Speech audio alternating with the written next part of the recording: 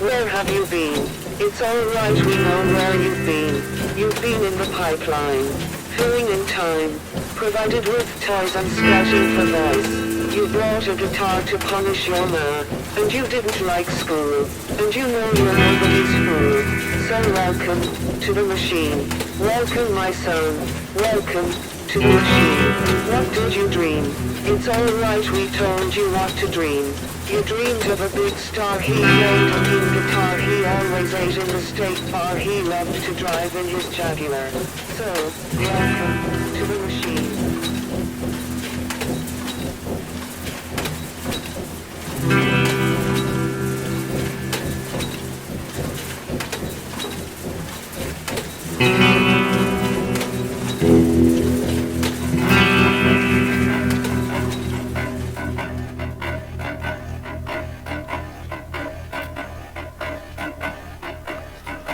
Looking out the window, I see the red dust clear.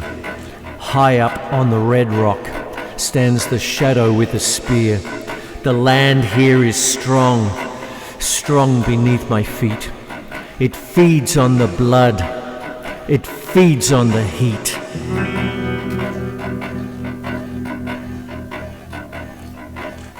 The rhythm is below me, the rhythm of the heat. The rhythm is around me. The rhythm has control. The rhythm is inside me. The rhythm has my soul.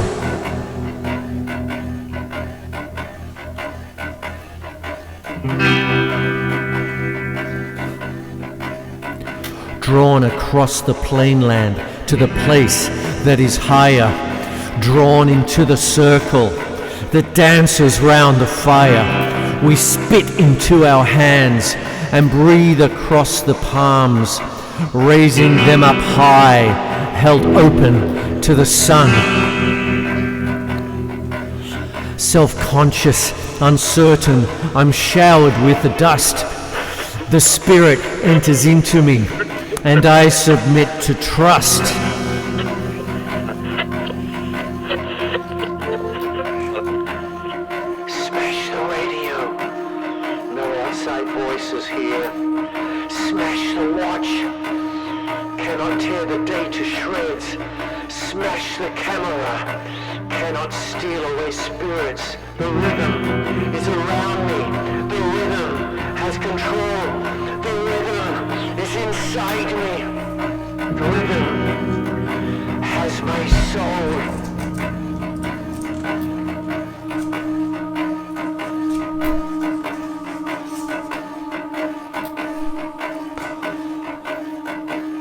Lenina was left to face the horrors of Malpais unaided.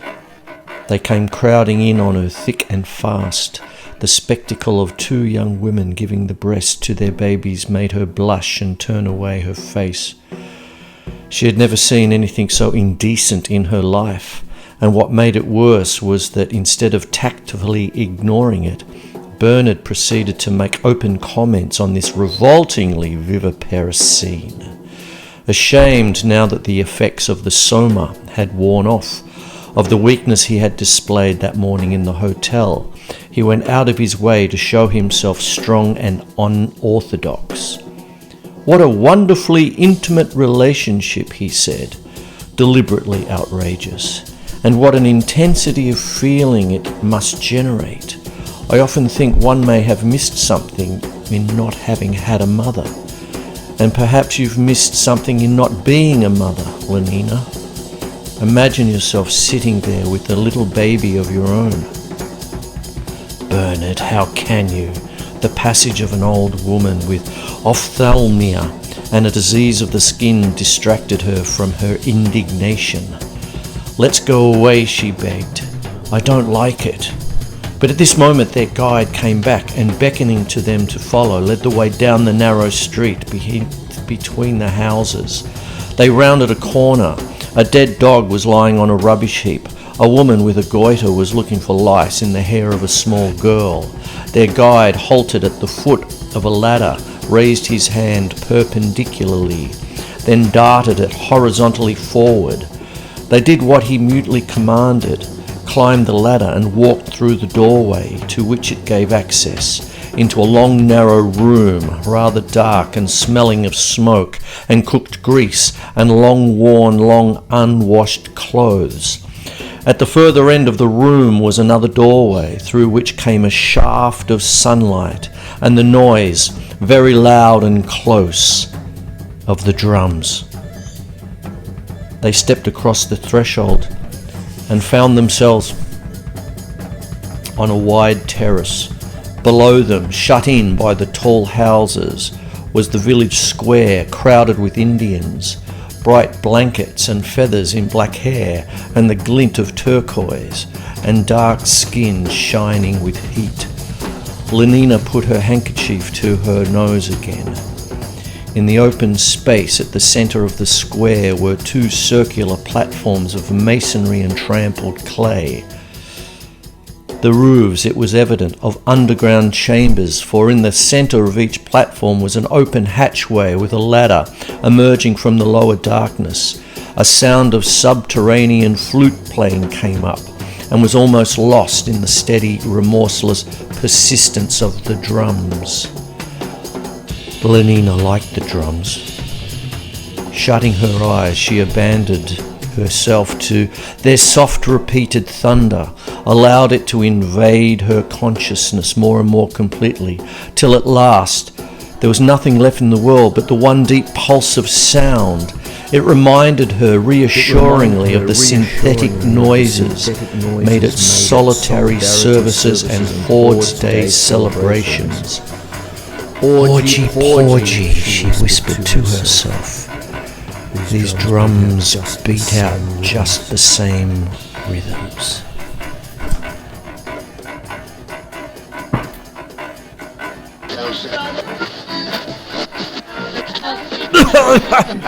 Careful with that axe, Eugene.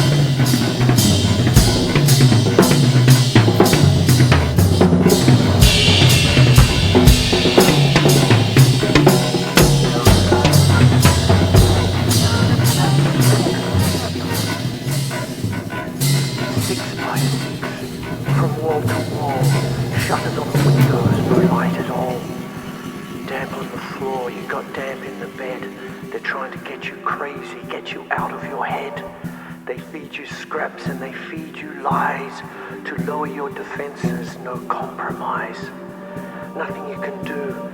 The day can be long. Your mind is working overtime. Your body's not too strong. Hold on. Hold on. They put you in a box so you can't get hurt. Let your spirit stay unbroken. May you not be deterred. Hold on. You have gambled with your own life, and you face the night alone, while the builders of the cages sleep with bullets, bars, and stone. They do not see your road to freedom, that you build with flesh and bone. Though you may disappear, you are not forgotten here, and I will say to you, I will do what I can do. Hold on.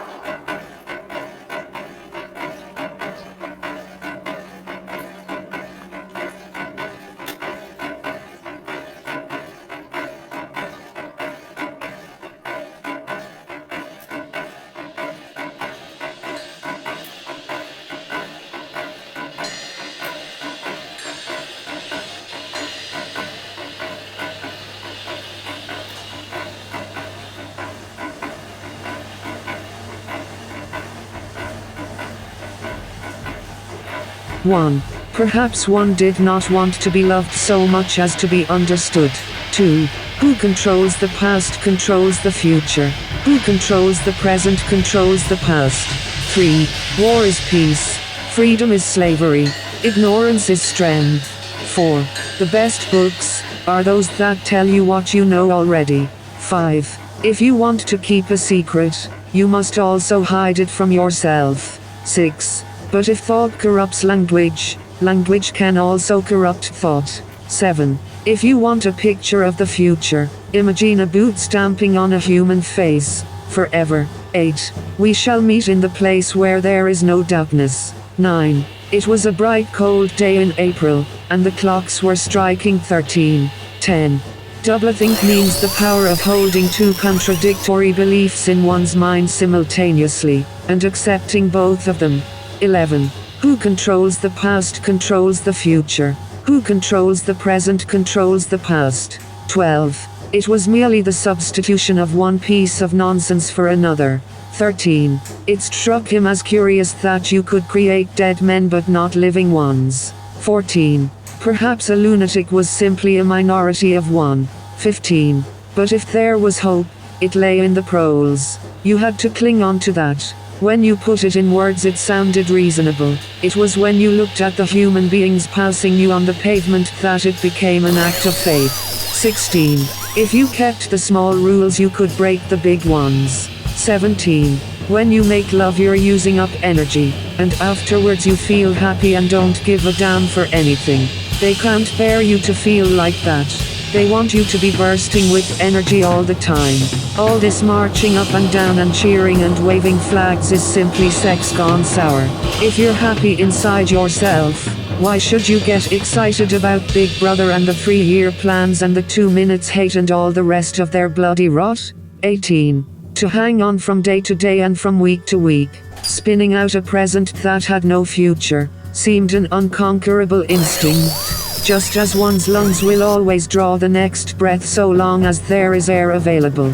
19. Talking to her, he realized how easy it was to present an appearance of orthodoxy while having no grasp whatever of what orthodoxy meant.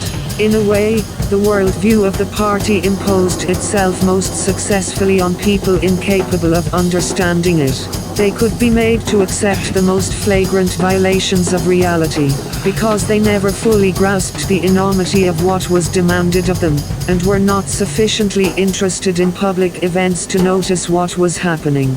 By lack of understanding they remained sane. They simply swallowed everything, and what they swallowed did them no harm, because it left no residue behind, just as a grain of corn will pass undigested through the body of a bed. 20. The best books, he perceived, are those that tell you what you know already.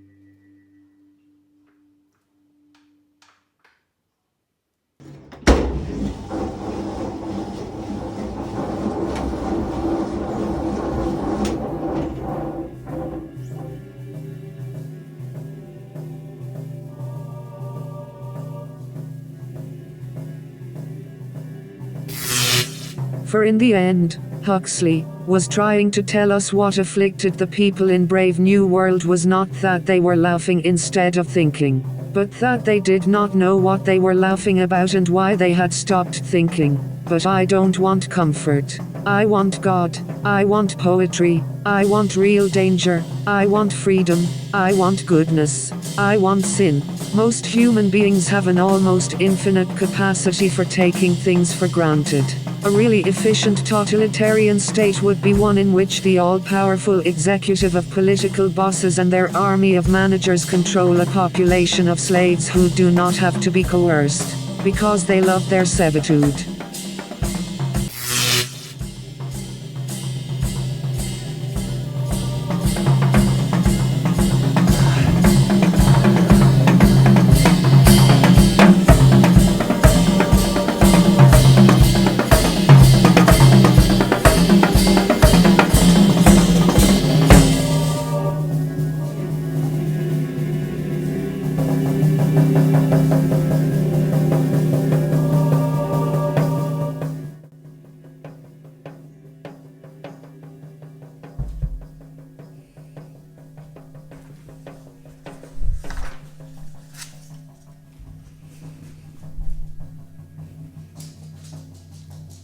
Raffleston walked self-consciously to the bar.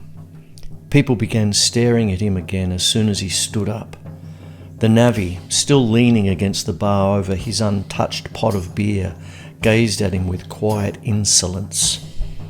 Raffleston resolved that he would drink no more of this filthy common ale. 2 double whiskies, would you please? He said apologetically. The grim landlady stared. What? She said. 2 double whiskies, please. No whiskey here.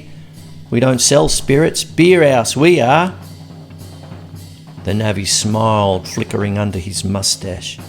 Ignorant toff, he was thinking, asking for a whiskey in a beer house. Raffleston's pale face flushed slightly. He had not known till this moment that some of the poorer pubs cannot afford a spirit licence. Bass then, would you? 2 pint bottles of Bass. There were no pint bottles. They had to have 4 half pints. It was a very poor house. Gordon took a deep, satisfying swallow of Bass. More alcoholic than the draft beer. It fizzed and prickled in his throat, and because he was hungry it went a little to his head. He felt at once more philosophic and more self-pitiful. He had made up his mind not to begin bellyaching about his poverty, but now he was going to begin after all. He said abruptly, "This is all BS that we've been talking." "What's all BS?" "All this about socialism and capitalism and the state of the modern world and God knows what. I don't give a for the state of the modern world. If the whole of England was starving except myself and the people I care about, I wouldn't give a damn." "Don't you exaggerate just a little?" "No. All this talk we make, we're only objectifying our own feelings. It's all dictated by what we've got in our pockets. I go up and down London saying it's a city of the dead and our civilization's dying and I wish war would break out and God knows what. And all it means is that my wages are £2 a week and I wish they were 5. Raffleston once again reminded obliquely of his income, stroked his nose slowly with the knuckle of his left forefinger. "Of course, I'm up with you up to a point. After all, it's only what Marx said. Every ideology is a reflection of economic circumstances." "Ah, but you only understand it out of Marx. You don't know what it means to have to crawl along on £2 a week. It isn't a question of hardship. It's nothing so decent as hardship. It's the bloody, sneaking, squalid meanness of it. Living alone for weeks on end because when you've no money, you've no friends. Calling yourself a writer and never even producing anything because you're always too washed out to write. It's a sort of filthy subworld one lives in, a sort of spiritual sewer.